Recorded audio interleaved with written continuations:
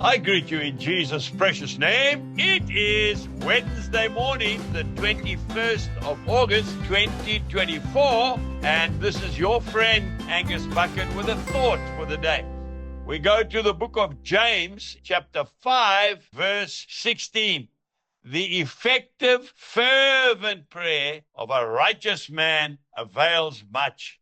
You know, today the Lord has just impressed upon me, He doesn't answer prayer. No, He answers the prayer of faith. There is no use in you and I wasting God's time and praying for things we don't believe are going to happen. It's a waste of time. Now, if you remember, Elijah was just an ordinary man like you and I. And yet he prayed, and there was no rain for 3 years and 6 months. And then he prayed again. And it rained, and the ground produced its fruit. God answers the prayer of faith. If we go to 2 Kings chapter 2, verses 21 and 22, we see that the people came to Elisha, and they said that the water in this town, by the way, that town is Jericho. They say the oldest town in the world, 10,000 years old. And there is a source of water, a big spring that comes out of the ground, and the water was bad. It was causing a lot of sickness. And so what happened?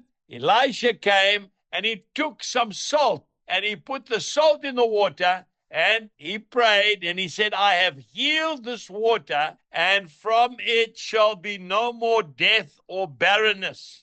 Verse 22 says, so the water remains healed to this day, according to the word which Elisha spoke. Folks, I've been to that town of Jericho. I've seen that spring. Oh, yes. And it is bubbling out with beautiful fresh water. Now, this account took place years before Jesus was even born. I remember getting a phone call a few years back. A farmer by the name of Job, that was his name. He said, my farm is in a terrible state. There's no rain. He said, I have to sell my herd of dairy cows if we don't get any rain. I felt the Lord say, go and take salt with you. And I took a bag of salt, maybe 5 kilos. I went to the farm. We flew up there, right up into the rural areas, right up in the northwest of our beloved South Africa.